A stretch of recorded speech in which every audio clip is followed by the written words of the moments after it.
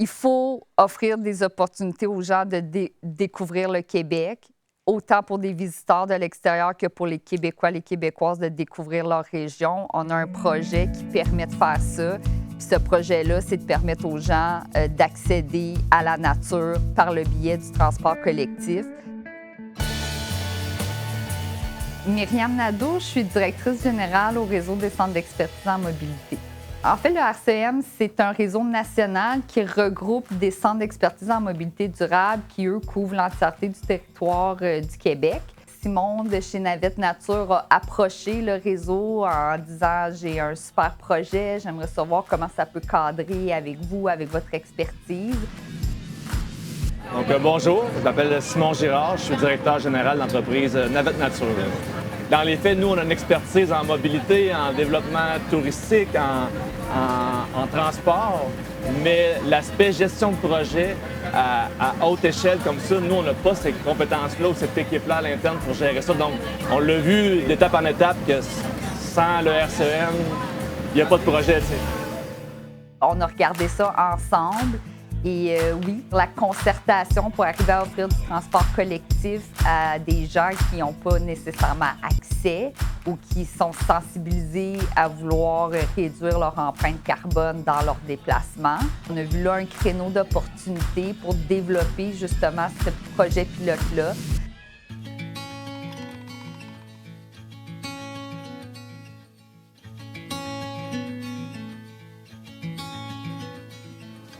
Dans les 3 régions dans lesquelles on travaille avec des MRC. Chaque MRC a un service de transport collectif avec qui on travaille. Chaque région a une ATR, l'association touristique régionale avec qui on travaille. Donc, on travaille avec une trentaine d'attraits touristiques locaux. Suite à ça, on travaille avec des centres de gestion de déplacement régional, des institutions scolaires avec qui on collabore pour promouvoir le produit. Je pense qu'on a peut-être une cinquantaine de parties prenantes dans le projet.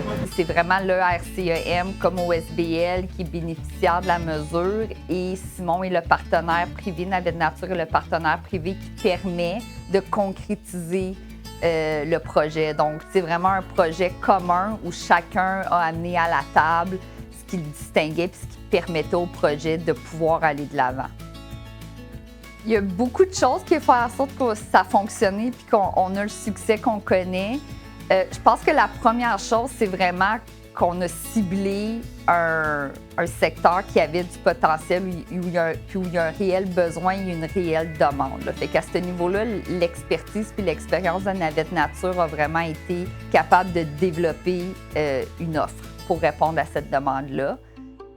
Le tourisme, ça reste un vecteur au niveau des missions de GES puis de transfert modal. Il y a encore beaucoup de gains à faire. Dans des MRC, des endroits qui sont un petit peu plus de villégiature, qui a une grosse affluence de touristes durant les hautes saisons.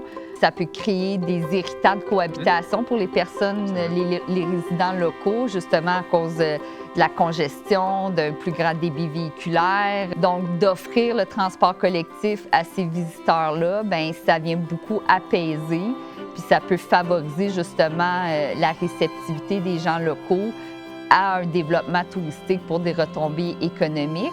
Ce qui me rend le plus fière, à chaque fois qu'on parlait de ce projet-là à d'autres MRC qui font pas partie du pilote, ce qu'on entendait, c'était « Ah, on aurait aimé ça que vous veniez nous voir, nous aussi, avec l'idée. » Puis moi, ma paye, c'est vraiment d'entendre dans des topos télé, des jeunes femmes nouvellement arrivées au Québec qui disent « Ah, moi, c'est la première fois que je peux sortir de la ville grâce à ce projet-là. » Ou des personnes plus âgées qui disent mais moi, j'ai pas d'auto, j'ai pas accès à une auto, j'aurais pas pu venir prendre une marche en forêt si j'avais pas eu le projet dans mon coin.